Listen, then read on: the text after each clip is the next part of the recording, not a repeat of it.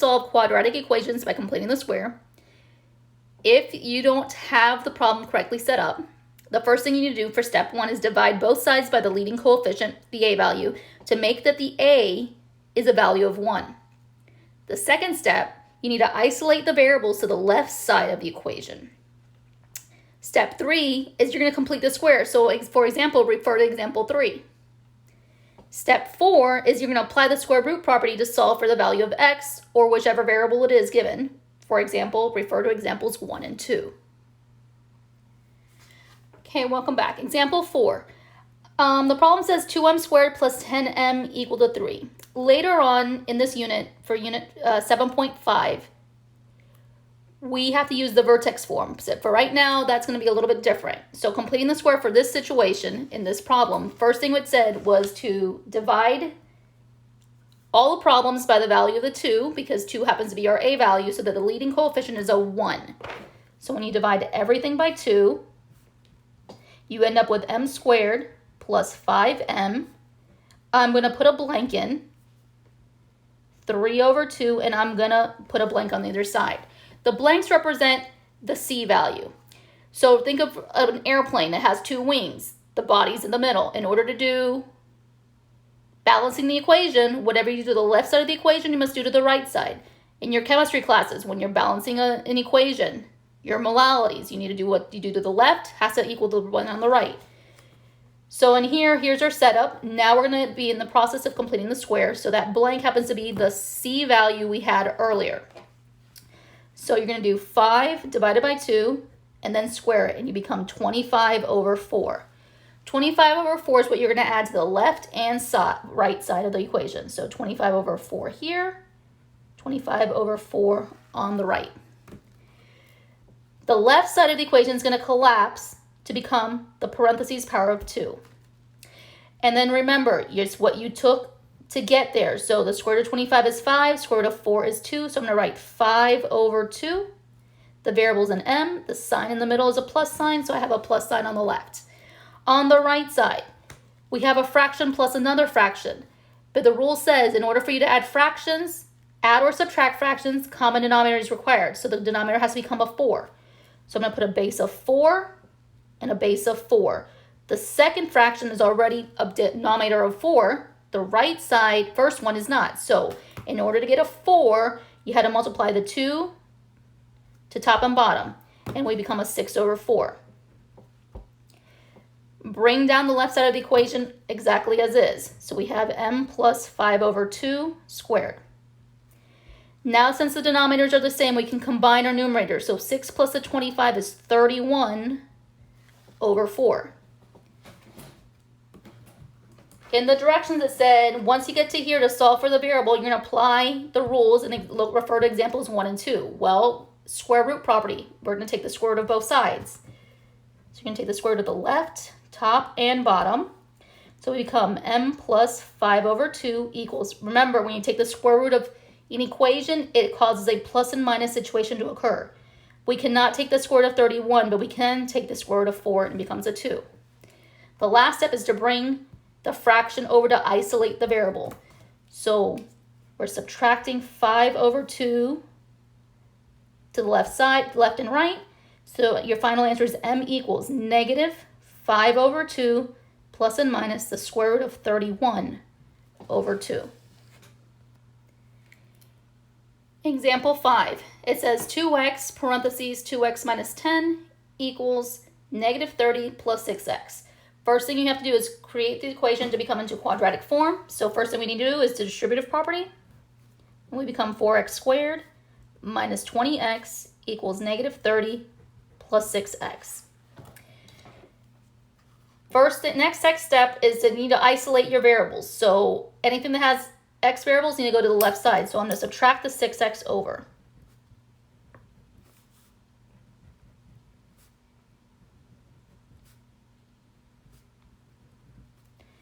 Now we're going to apply step 1. So we did step 2 first to get our variables together. Before we can do step 1 is divide everything by the leading coefficient. So we're going to divide everything by 4 now. So then we become x squared minus, I'm going to reduce my fraction, so it's going to be 13 over x 13 over 2 with an x, put my blank. I'm reducing my fractions. I become negative 15 over 2, and I'm adding my blank. So now we have a fraction here. So we have 13 over 2. 13 over 2, and then you need to divide that by 2. So I wrote it as 2 over 1. Numerator, denominator. So we get 13 over 4 that we are now squaring. And we get 169 over 16. 169 over 16 is what we're adding to the left and right.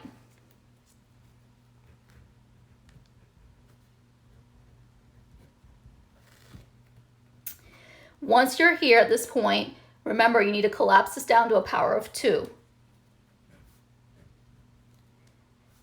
So in order to get our back end, remember the square root of 169 is 13. The square root of 16 is a 4. The sign in the middle is a minus sign, and the variable is an x. So that's the left side of the equation. The right side of the equation, though, denominators are not the same. So we need to find a common denominator. So 2 and 16, I'm going to go with a 16. Second fraction stays as is. The first fraction, for 2 to become a 16, you had to multiply the numerator and denominator by 8. And we get negative 120 for the top value. Bring down the left side of the equation.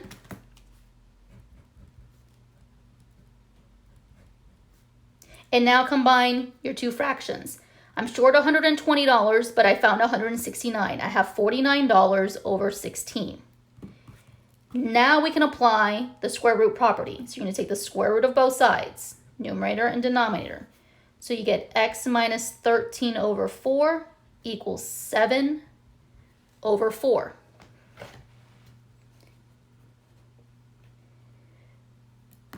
Do not forget that you have a plus minus situation here. It's always going to be plus minus.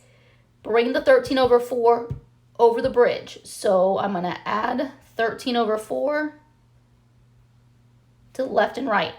So x is going to be, I'm going to write 13 over 4 plus 7 over 4, comma, 13 over 4 minus 7 over 4.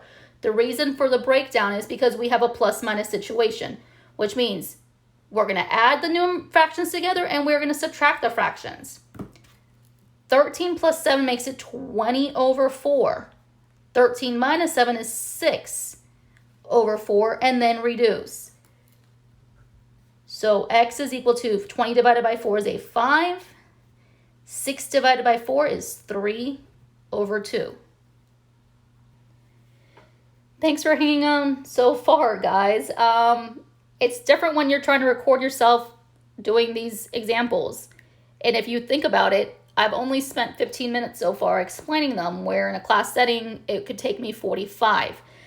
So last example, example 6, it says ignoring air resistance, the distance d in meters that an object falls in t seconds is given by the equation, and they gave us an equation.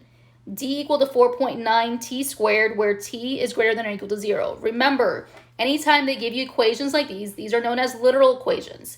You can take any literal equation as long as it has 2 or more variables and solve for a specific variable.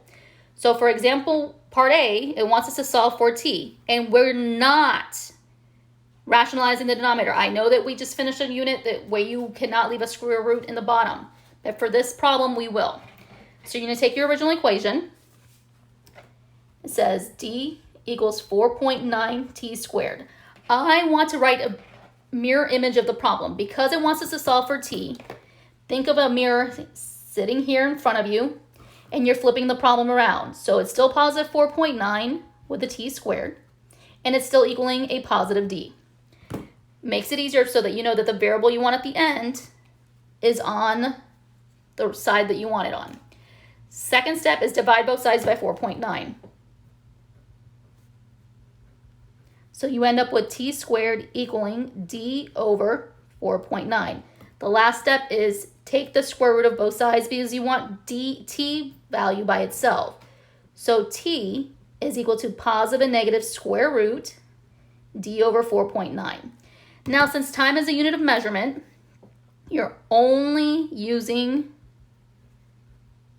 the plus side. So t is equal to the square root d over 4.9. That is the equation we're going to use. Now, part B says, determine the time required for an object to fall 500 meters, and then round your answer to the nearest second. So we're taking the equation we had here, and we're going to write it down.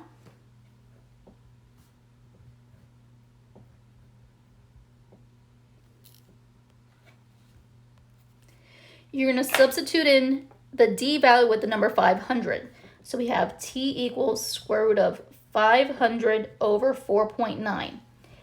First thing I would do is suggest taking the square root of the inside, well, dividing the inside first. So you end up with t equals 500 divided by 4.9 gives a square root of 500. It's going to be 102.04. Then take the square root of your answer.